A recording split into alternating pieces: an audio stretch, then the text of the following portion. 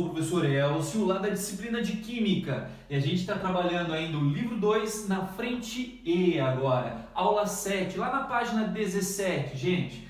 Vamos estar trabalhando agora o assunto radioatividade, referente aos aspectos da radioatividade, a parte introdutória aí, referente à radioatividade.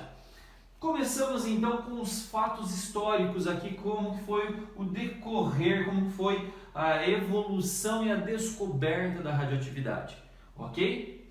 Então começamos a falar aí de Röntgen. Em 1985 ele fez a primeira radiografia através do que? Ele que descobriu então o raio-x, ok? Através do que? De uma ampola de Crookes, mais ou menos com o mesmo procedimento que Thomson usou lá para fazer o seu modelo atômico, para explicar a descoberta do elétron. Ele acabou descobrindo que existia uma outra radiação sendo emitida aí também, que ele não sabia o nome, não sabia qual era, então ele chamou daquela incógnita que todo mundo chama, X, por isso é raio-x. Porém, esse raio-x não é um processo radioativo, tá? Ele tem uma emissão de uma radiação, mas não é um processo radioativo, ok? Isso daqui é somente uma aceleração de elétrons.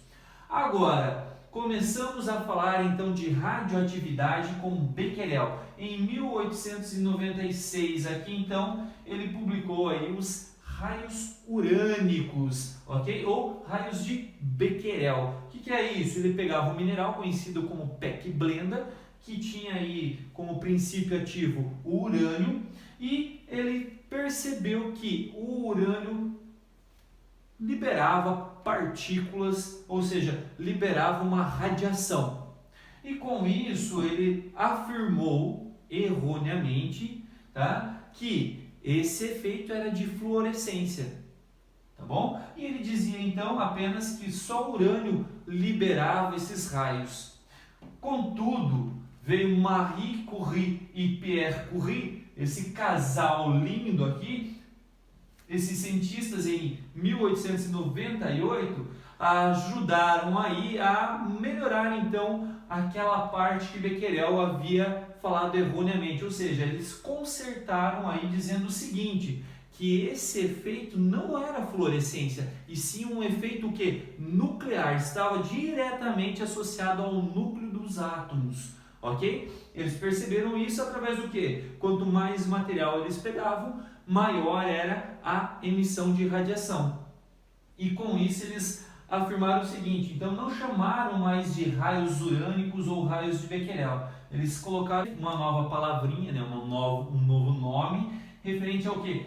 A radioatividade. Então, esses materiais tinham a capacidade de liberar então uma radiação, e essa radiação, quando era nuclear, era chamada então de radioatividade. Ok? Lembrando que no momento em que Marie Curie e Pierre Curie descobriram isso daí, eles também perceberam que não era apenas o urânio que liberava essas radiações, e sim existiam outros elementos que tinham esse caráter aí de liberar partículas radioativas. Ok? E com isso, Marie Curie e Pierre Curie também acabaram descobrindo o polônio e o rádio, ok? Dois elementos aí, o que nos trouxeram a esse casal o prêmio Nobel em Química. E o efeito da radioatividade trouxe mais um outro prêmio Nobel, juntamente com Becquerel, para a física. Lembrando que esse prêmio, quem recebeu na realidade, que estava vivo naquele momento, era Marie. Pierre já havia falecido, então ele não ganhou esse prêmio aí. Contudo, nesse mesmo ano, veio Ernest Rutherford e trabalhou o quê? Juntamente com já todo esse trabalho referente à radioatividade, ele trabalhou o quê? As emissões a natureza das emissões dessas partículas, ok? Então ele que trabalhou aí e disse corretamente qual era a natureza, como que era cada partícula, que a gente vai ver aí futuramente. E em sequência veio a filha de Marie Curie, junto com o seu genro, Frederick, e conseguiram o quê? Sintetizar elementos artificiais. Então aí a gente tem um histórico referente à radioatividade. Porém, a gente precisa relembrar de algumas coisas, principalmente o que? As partículas fundamentais. Lembrando que para o nosso átomo atual, a gente tem mais partículas, porém a gente vai estar trabalhando apenas essas partículas, as mais fundamentais, as três, as duas nucleares, que é próton e nêutrons, e aquela que está na eletrosfera, que é os elétrons, ok? Então, um próton tem uma carga relativa igual a quanto? Lembre-se, se ela está no núcleo, é positiva. Então, está aqui, mais um, ok? Agora, qual é a carga relativa ao nêutron? Então, ele já tem o próprio nome, né? Neutro. Então, é zero. E com isso, temos lá o elétron na eletrosfera, que dá o balanceamento da carga ser neutra, um total de menos 1. Está então a carga do elétron. Agora, referente à massa, a massa do próton, a gente coloca uma massa relativa aí, um total de 1. E para o nêutron, também tem uma massa muito próxima do próton, mas ele é um pouquinho mais pesado. Mas para a massa relativa, adotamos uma massa igual, 1.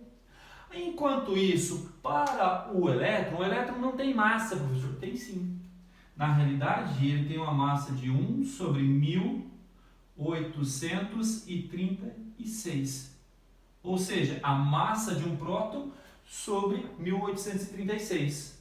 Que então, para um próton que já é uma massa muito, muito pequena, se você dividir por 1836, isso daqui praticamente é o quê? Ex-namorada ou ex-namorado. Desprezível.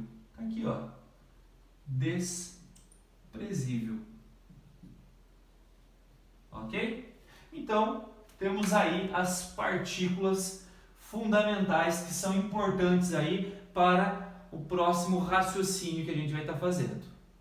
Então, o que é radioatividade, por fim? O que seria isso? Então, a radioatividade, ela é o quê? A liberação de radiação a partir de um núcleo instável. Então, eu tenho lá um núcleo que está instável e ele precisa se tornar, então, estável fazendo o quê? Liberando radiação.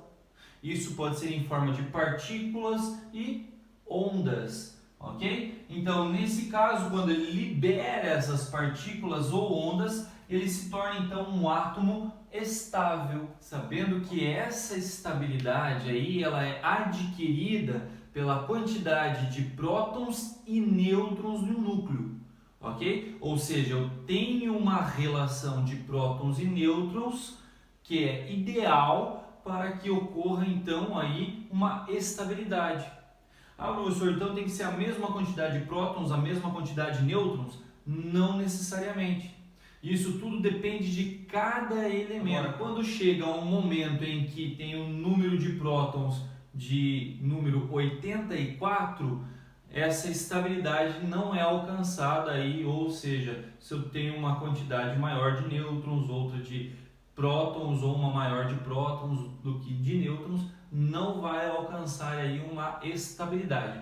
Vai ocorrer sim um decaimento radioativo, ok? Então até o polônio aí pode ter elementos naturais sem ter aí a emissão de partículas radioativas. A partir do momento que chegou no número 84, que é o polônio, daí tem a liberação aí de radiação por decaimento radioativo, ok? Então nessa quantidade eu tenho muito prótons no núcleo e isso daí vai gerar uma instabilidade, muita carga positiva junto ali, por mais que tenha os nêutrons para tentar dar uma estabilidade, não vai alcançar aí devido a essa grande quantidade de cargas positivas. Okay? Quais são então as características, tá, de uma partícula radioativa? Como é que ela foi descoberta a princípio? Então, através do experimento de Rutherford aqui, a gente tem a possibilidade de entender aqui como é que essas características principais dessas partículas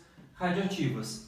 O que ele fez? Fez um aparato experimental muito parecido com o bombardeamento da fina lâmina de ouro que ele utilizou aí para descrever o modelo atômico que ele propôs, tá? Que é o do sistema solar. O que ele fez aqui então? Ele colocou uma caixa de chumbo, dentro dessa caixa de chumbo material radioativo, que nesse caso foi o polônio, onde ele está emitindo partículas radiativas aqui, ó, para todas as direções.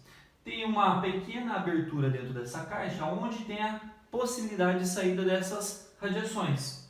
Só que como ela sai, vai sair toda espalhada, como se fosse uma lanterna. Com isso, coloca-se um diafragma para polarizar elas, para deixar elas todas no mesmo caminho, certo? Paralelas entre si. Então elas não se tocam. Contudo, ao passar então por esse diafragma, elas dão encontro ao quê? A um campo eletromagnético, aonde eu tenho uma polaridade positiva aqui em cima desse campo e uma polaridade negativa aqui embaixo. E o que ele percebeu? Em sequência, ele colocou um detector de partículas radioativas. E ele percebeu lá nesse detector, ficou marcado em 3 posições.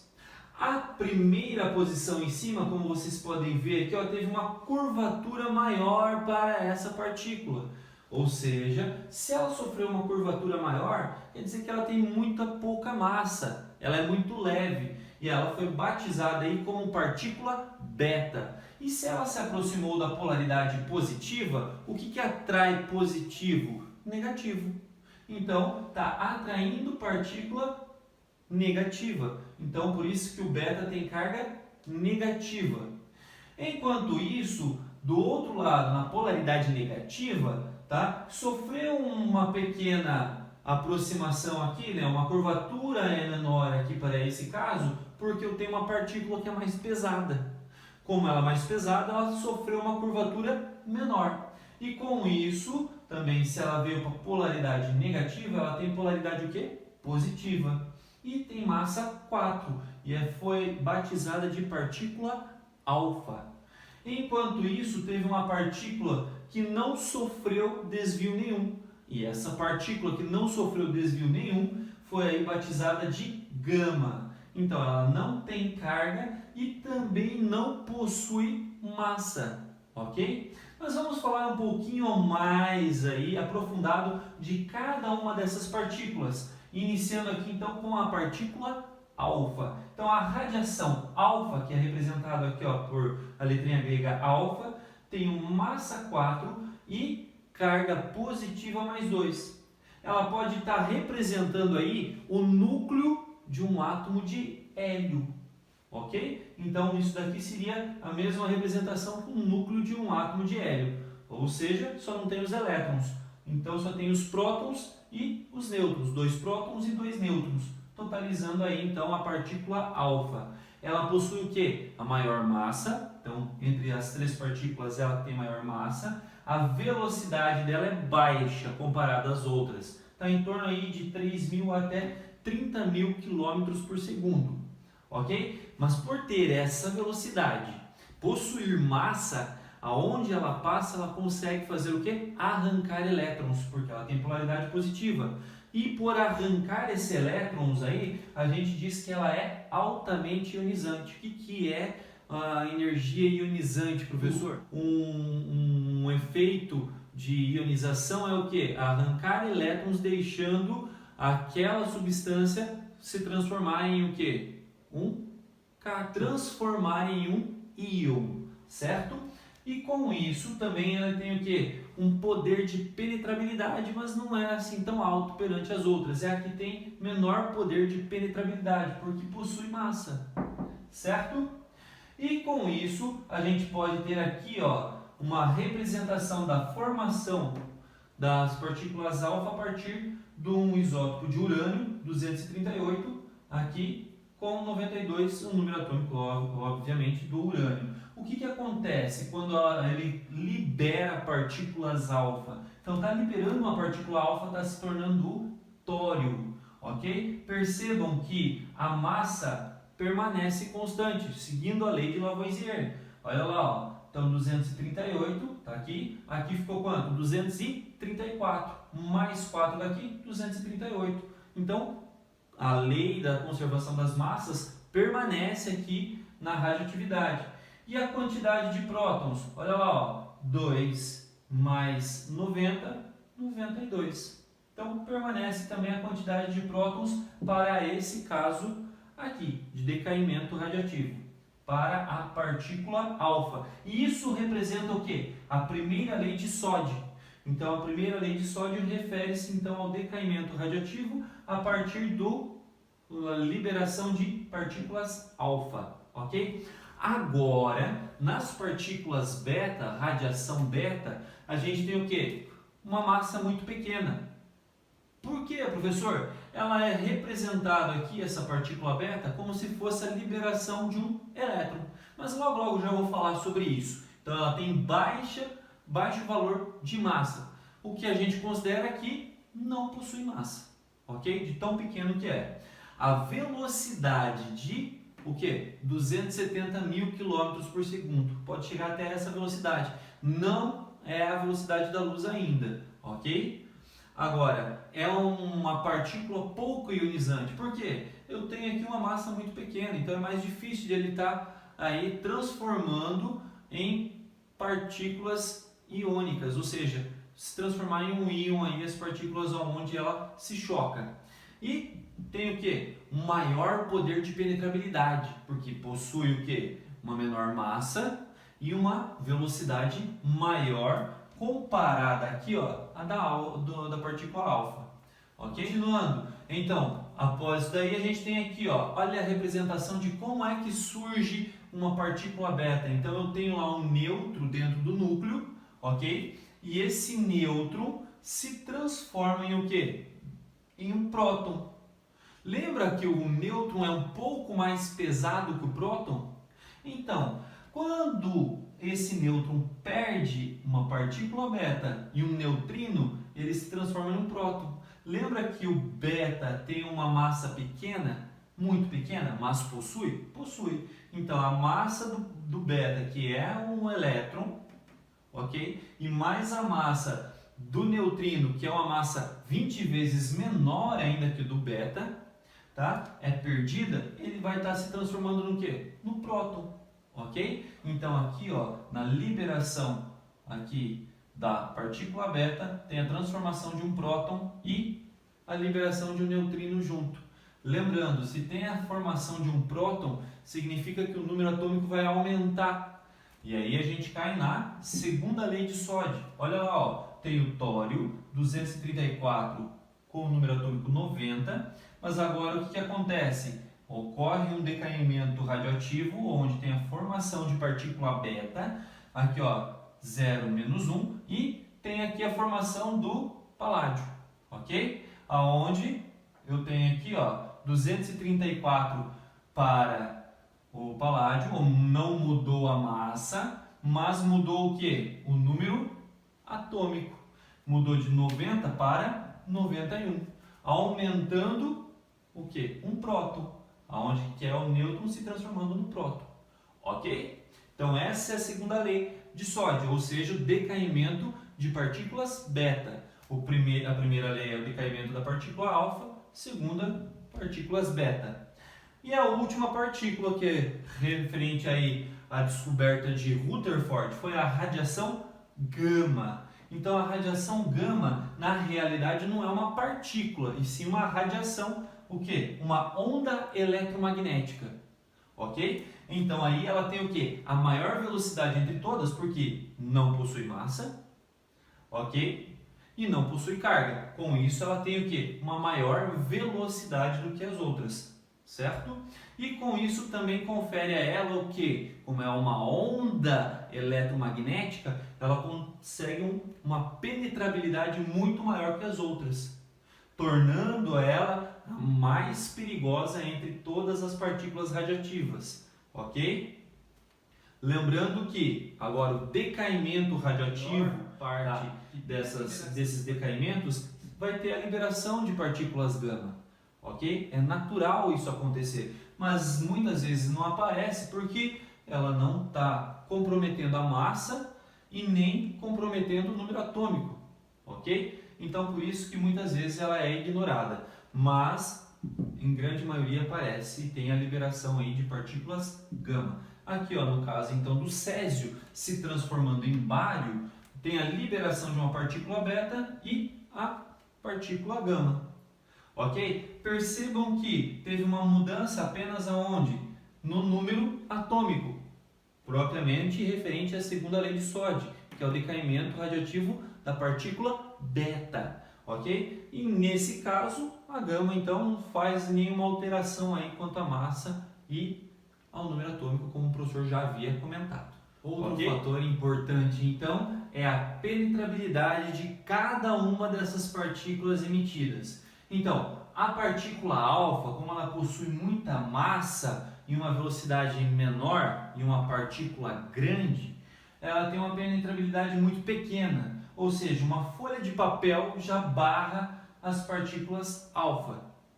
Agora, contudo, a partícula beta, ela é o que? Uma partícula menor, é um elétron, ela está sendo liberado diretamente do núcleo, então ela está saindo com uma alta velocidade, quase a velocidade da luz, e então ela consegue o quê? Ultrapassar aqui uma barreira de papel, porém fica barrado aqui em 1 milímetro de alumínio, ok? Então uma barrinha de 1 milímetro de alumínio segura então as partículas beta.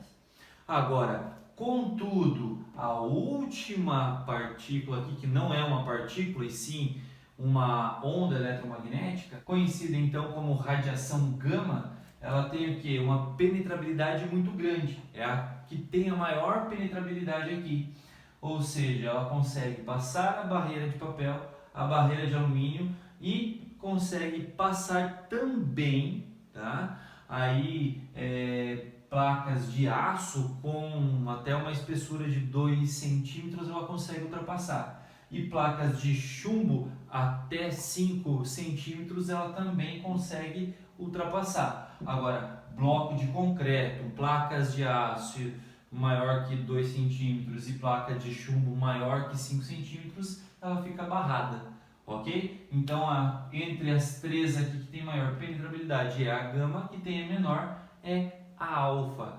Quem é a mais prejudicial para o corpo humano é a gama, porque tem uma maior penetrabilidade e ela pode ter aí mutações genéticas acontecendo dentro do seu corpo devido a essa penetrabilidade que ela tem.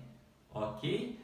E sobre esse aspecto inicial, introdução aí referente à radioatividade, seria isso daí.